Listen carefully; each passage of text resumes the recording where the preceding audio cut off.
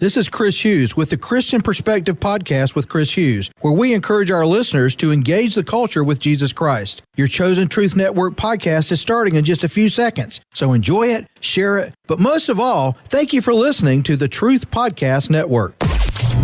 This is the Truth Network.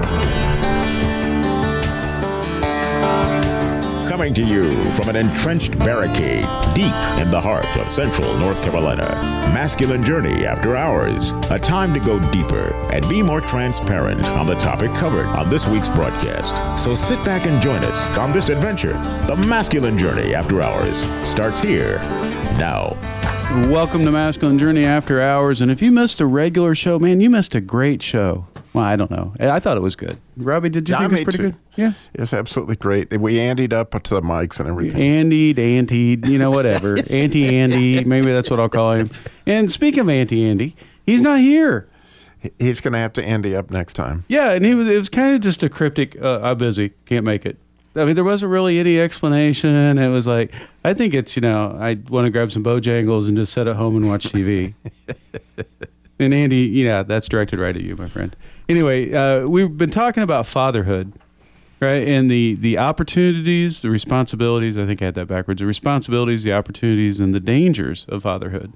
And where it kind of came from, I was trying to catch up on some TV shows that I hadn't watched in a while, and just it seemed like all the different shows that I had watched, there was something to do with the father wound.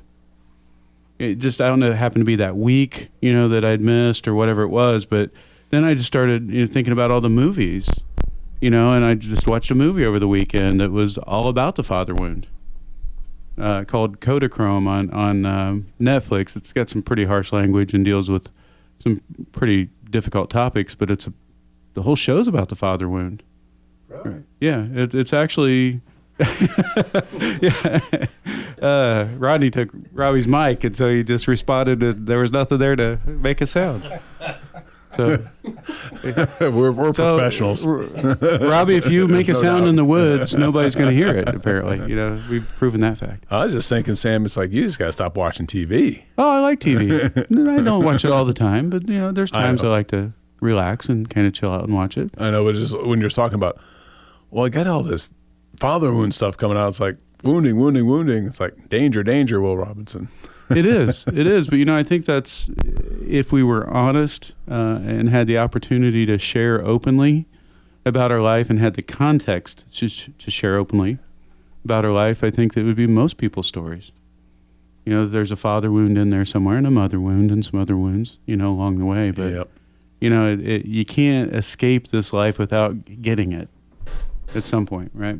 Yeah, and giving him, unfortunately. Unfortunately. So when we left off from the show, we were talking about opportunities, and Harold, you didn't get a chance to share about opportunities, so I'm going to go ahead and let you share that before we move on to dangers, if you'd share that with us. His opportunity is it's Halloween, and he gets to dress up like Princess Leia. It's kind of a Yoda Leia kind of Yeah, thing. You're right. It's got the Yoda Leia combination. Yeah.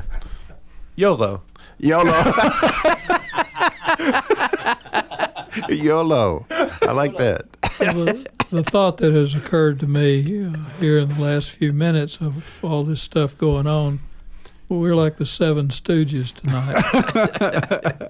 Mo, Curly, and the rest of us. I think opportunity is one of the things that is the strongest that we have. Most of us can look at the responsibility for providing for our family and those kinds of things. But one of the things that I have such a great relationship with my son who lives here locally. And I think it's because I took advantage of opportunities when he was young, growing up, to develop a relationship with him that identified us as, yes, father, but also buddy. He and I, for many years now, have had a close relationship like two best buddies. He always treats me respectfully, like you should treat a father. But also, he's free to joke with me and to have fun. We do things together. And truthfully, outside this group, he's probably the closest buddy I've got. You guys come close, but I'd have to say y'all are still second place, as much as I love you. Mm-hmm. But that's the one thing I would encourage fathers to do, is to take advantage of opportunities to develop that other relationship with your child. So how did you develop those opportunities? I mean, what types of things would you do to foster that? Well, go to ball games, go to movies, listen to. I used to listen to the music videos when they were growing up. Wasn't exactly my preference, but because I'm a jazz fan. But ZZ Top was great, mm-hmm. and so we had a lot of opportunities that I took to be with him doing things that he would like to do, and we developed a really close relationship, and I think that many fathers don't have that. Mm-hmm. You know, one of the things that I think Heidi actually had suggested to me when Caleb was little, or I got it from Wild at Heart is what it was we would do every, 6 weeks, every couple months, something like that. I would put a note underneath his dinner plate, and when he'd go to clean up, there'd be this note and say, "We're going on an adventure." Right. And I would never tell him what the adventure was. I just tell him, okay, this is what clothes you need to take or whatever it was. And, one time we went to a Colts training camp, and watched it. And we just did all sorts of stuff, fishing or whatever it might be. But it was a day that I would go spend and with him, a good portion of the day. And I continued that with Eli, and I think the signal that was there as your priority. I'm going to schedule something with you and I'm going to surprise you. Right. And not at the time, I didn't think it was going to have the fruit that it did. But I think you have that. And I think just having real conversations with your kids. And conversations is a two-way thing. Not trying to convince them to your way of thinking, trying to help them to think for their own. Right. How to critically think, and that's easier said than done. But I think that's a big opportunity just to kind of listen and find out where their heart is, and when they know you listen, there's definitely some deposits made there in that relationship. Yeah. Jim, did you want to share something? Well, I was just going to say that you just touched on danger, which is, I think, the next one. And I was feeling pretty good till you started talking about how great a dad you were. And I think in the first one, I was saying that I was going to do Cats in the Cradle, but I couldn't have taken it because that was how I felt about my parenting.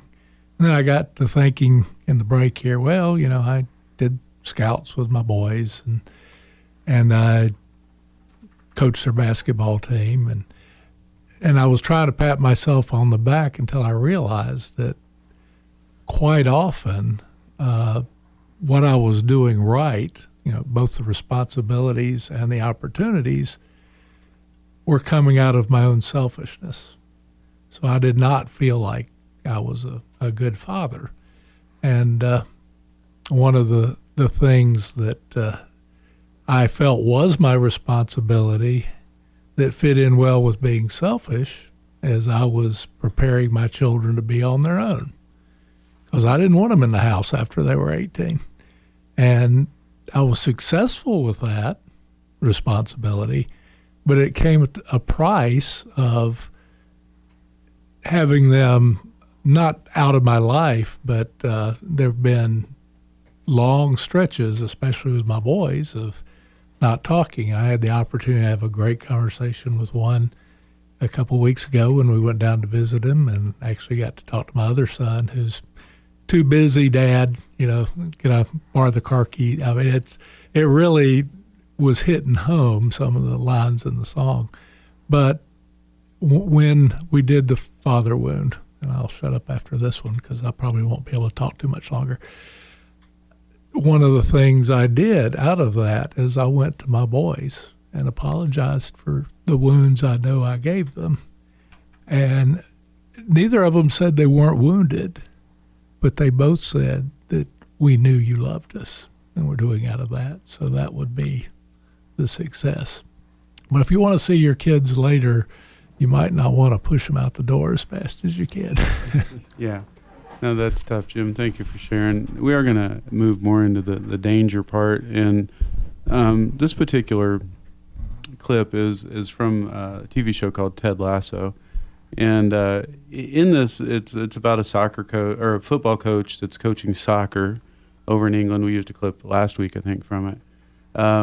But he's so nice to everybody and really invests himself in their lives. And you don't know what his story is. And so they bring in this psychologist to work with some of the team that's struggling, with their performance and just helping them work through issues, so they could perform better on the field and be happier individuals and that type of stuff. And so the psychologist starts saying, "Hey, Ted, when are you going to come meet with me?" And he's putting it off. And so they've met a few times, and he kind of refuses to go very deep. And then she opens up and shares with him some stuff about her life. Well, fast forward, they had played this big soccer match. I don't remember whether they win or lose, but the first call he makes is to his psychologist or his counselor, and wants to share with her some of his story. And so you have the beginning of this clip where he's sharing, and they're on a phone call doing it.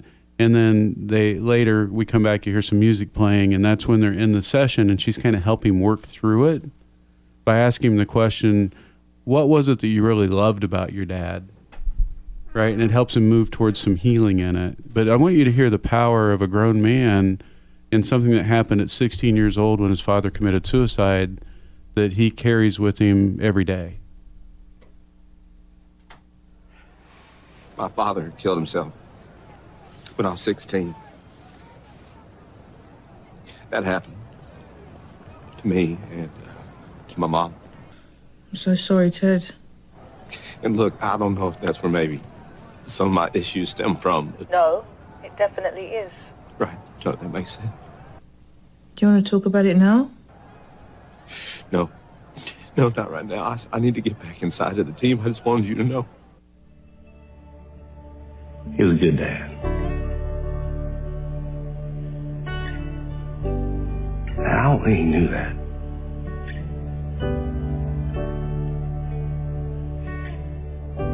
I think he would have known how good he was. That stuff he didn't really care about being good at. I don't think he would have done it. And I wish I would have told him. I wish I would have told him more. I was just so angry at him. Because he was always gone at work and out with friends or something like that. And then he was gone. And I knew right then and there that I was never going to let anybody get by me without understanding they might be hurting inside. Life, it's hard. It's real hard.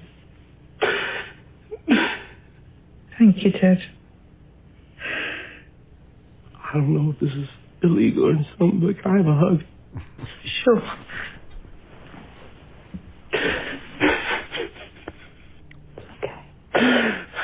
Are you going to charge me for this session? Of course I am. Okay. For the house call. I appreciate your integrity. You're welcome.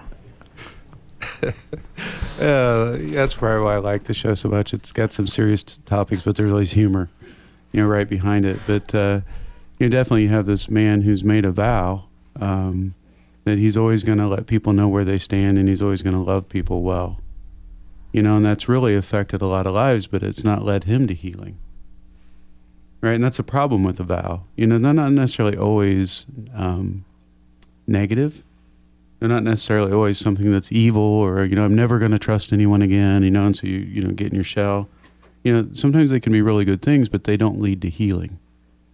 Right? And so Ted's starting to find some healing, as we find there, and he's able to start forgiving his dad, at this point. And, that's one of the dangers is, we can hurt our kids with something we think, and killing yourself is not a minor thing, I'm not saying that, but we could do something really minor, right? And we don't think it's a big deal, but our kids carry it for a lifetime, right? If we're not careful. And then fast forward, if it's something big like that, oh my gosh, there's no answered questions or, all these things, right? And of course Ted's going to struggle. Anyone would. Yeah, clips like that and And like going to the boot camps, it's where I learned. I didn't know anything about a father wound. I'm gonna leave from our talk this evening and drive home thinking about things like that. But boot camp was a big part of that, getting me to deal with those things, wounds that I didn't realize I had from my dad. That's kind of similar, not in terms of the suicide, but I had a lot of verbal abuse, and I didn't realize how much of that carried over into the anger that I had growing up. But because of those things, and because of these clips, the things that we talk about in the boot camps, keep going back to boot camps. You should come to boot camp. Yeah. But because of those things, it actually made me a better father with my son. I've got 4 kids. I've got 3 girls and a son. He's 5 years old. He's the 3rd child. And I'm doing things very, very different with him. We are, at 5 years old, we're best friends. I come walking in the door, he comes running up to me and punches me in the stomach. That may sound weird, but we wrestle, we play, we have a lot of good times. And I look for the teachable opportunities. He brought a sucker to me the other day and wanted me to open it, and his sister's right beside of him, and it's the last sucker. And I said, Jacob, is that the last one? Well, yeah, Daddy. Well, okay, your sister wants it. What do you think you should do? I want the sucker, Daddy.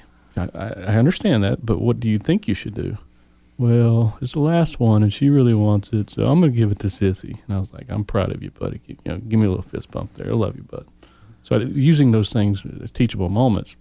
Now, the daughters, that's like playing Russian roulette. That's a little different. Again, I'm blaming the boot camp because, going after the heart of your daughter, I tend to overcorrect and end up wrecking the car anyway, and looking for ways to fix some of those things along the way. How do you love them in the midst of, my oldest is 14. She's a teenager, and I remember the heart she had when she was little, and I still want to try to I still want her to be that little girl that loved her daddy. And now it's all you can do to get them to say hi and give you a hug, right? I mean, it's a different world. So. The dangers, we were talking about the dangers of rearing our children. Danny, you mentioned, teach a child in the way they should go, and they won't depart from it. And as hard as we try, while that is a promise in Scripture, it's not always reality. You look at even Scripture and you see Hezekiah, greatest king who ever lived, but he still had a very evil son. So, we can tend to beat ourselves up and think we could have done better. And sometimes we've done all that we can do. Just like us, our kids have their own minds. They get to make a choice. Yeah. Danny, do you have something?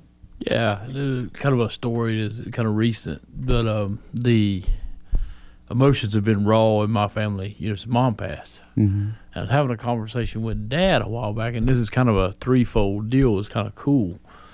And I was talking about Dad never been an emotional guy. I'm just the opposite. I'll cry, drop a hat. But I asked him about the thing. I said, we'd look at you growing up, and you were like I remember when his dad died. We're sitting in the funeral. I'm 18 or something, and I'm looking for somebody, and I'm thinking, I can look at Dad. He's strong, and he's weeping. I'm going, uh-oh, the rock has melted. Mm-hmm. And so we were talking about that, and he said, I tried to bottle everything up. He said, I shouldn't have done it. He said, but I felt like I had to be strong. And I thought, wow, there's a perspective of I'm looking at you like you're the man. I'm not. And it was a wound that actually came out. And I was talking to my daughter about the same thing. She said, Dad, she's always appreciated the fact that you did show your emotions. Mm-hmm. She said, I actually look at that as a strength. So kind of some healing that's happened. And yeah.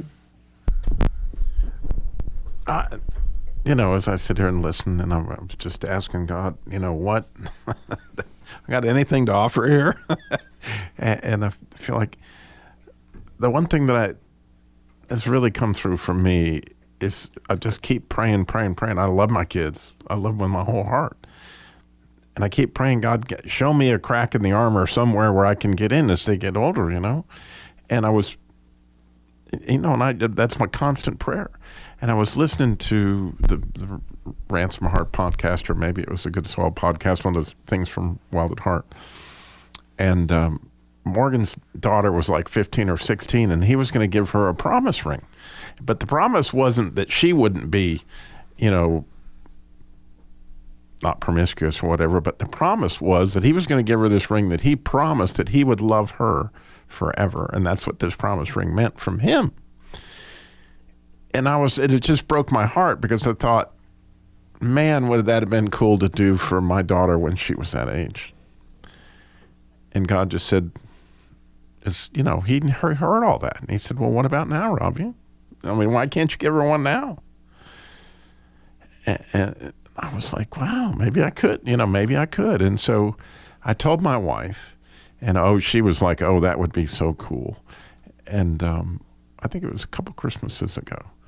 And we went out and got the ring. And I just can't even begin to share that was a chink through the armor, right? Here's this struggled relationship. I made all these mistakes.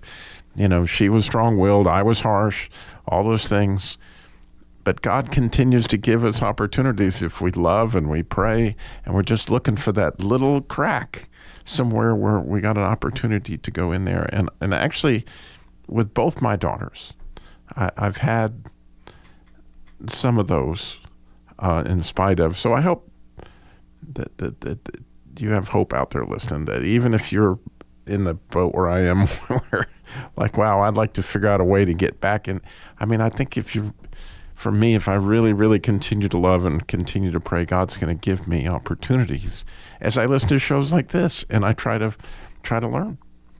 Yeah, I was able to take that idea and did it with my youngest daughter around a fire pit one night with a lot of loved ones around, and it just meant a lot to her heart, and because she saw me doing the adventures with my sons from a distance. She was already in college, at that point, and I think there was something in her that kind of wondered, okay, why didn't you really do that with me? We did father-daughter dates, but it wasn't as intentional, and so it was an opportunity to kind of speak back into her life. One of the things I wanted to share about the power of the boot camp is I probably wounded my kids the most over a wound that I had, right, which was you have nothing to say, no one's going to listen to you, and if you've listened to the show very long, that's one of the longest wounds that I've had from my oldest sister since as long as I can remember, and God's really worked on it. But before I came to boot camp, and my kids wouldn't listen, I would get into a very, very irate place quickly, right, and I never knew why. It just made me so mad until I went to boot camp, and God helped me unpack that wound of, I got this thing of, oh, you're going to listen. One way or another, you're going to listen. And whether they were, 3 or they were 13, they were going to listen, right? If that meant grounding them, whatever it took, right? And as I got more healing in that, it allowed me to have more grace with them, and I didn't have to, I could still want them to listen and to show me respect, but I wasn't going to get to the point where I was so vocal or so angry or whatever the case may be, or overreactive. Right now, that doesn't really work, I guess, with a restaurant and a pickle, because it still kind of makes me mad when I don't get the pickle and I've asked for it, like every week. But God's still working on me. Maybe this boot camp will get the pickle breakthrough. We I'm all really got not pickles sure. at dinner tonight, just so you know. Yeah, you do when I'm not there. Yeah. So I just order meals without pickles now. Anyway, Wayne, you wanted to add something? Robbie, what you were talking about there, just going to God, asking Him, what am I supposed to do? Because if we do it on our own, we're going to mess it up. And I just recently found something where I wounded my daughter in doing some things that I saw needed to be done, some things that needed to be taken out of the house, but it hurt her heart because she had spent so much time on some of these things. It was part of her identity and who she was, but there was darkness there that needed to go, and when I found it, I did. I wanted to address it right then and there. I wanted to go and have a talk, sit down, and let's more of a why do you think Daddy's toxic kind of thing? Let's talk about this. And God said no, not right now. And I got really still, and I did. I asked Him, what do I do about this? And He said, just leave it alone. Like it'll take care of itself in time. Whenever I'd let you deal with it then, but not right now. And I could have made things much worse. It could have betrayed some things with her in terms of her privacy and things like that. In the way that I found it, in cleaning up her room, I found a writing that she did, and I read it, and so it could have put another wedge in between us to where she wouldn't talk that much more. Mm-hmm. But that same night, we ended up playing Yahtzee at the table with the family, and it was a great time. Again, this is my oldest daughter.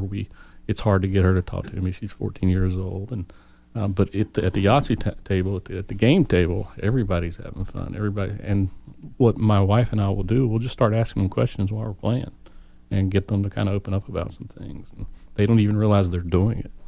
It's really cool how that works. Yeah, I found for my youngest son, who can now drive. If I have him drive, he will talk. Because he can't look at his phone, and so he'll talk. The whole time he's driving. If I'm driving, there's no conversation. And so I'm like, hey, you want to drive, bud? You drive this first part. Man, I can just ask him stuff. He'll share with me. He'll talk. He'll throw things out because he's got nothing else to do but drive, right? And so he's willing to talk. And so, see, it's interesting you mentioned that because she's at the age now where she's going to start driving next year, and my wife is, she's starting to drive the 4-wheeler around the property. She's starting to drive our car up to the barn to take care of the chickens. And my wife is like, maybe you should take her out and teach her to drive and out in the world. Kind of like, my dad had me driving when I was 12 years old, by myself in the driver's seat out town. So. Yeah, probably not recommended. No, I wouldn't recommend that. Yeah, we would go to the school parking lot. I hate to admit, I showed my kids how to do donuts in the snow. For local North Carolina police departments, he lives in Virginia. Don't worry about it. That's true. And we won't tell you his last name, so you can't really go look that up. But I know we've talked a lot about the boot camp. That was not really our intention going into the show, but when it makes such an impact in your life, you just want to share it. And all I can say is just please really consider coming to the boot camp coming up November 18th through the 21st. We're going to have it in a beautiful place in Mocksville. Yes, there are beautiful places in Mocksville, and we're going to have it out there. masculinejourney.org. This is the Truth Network.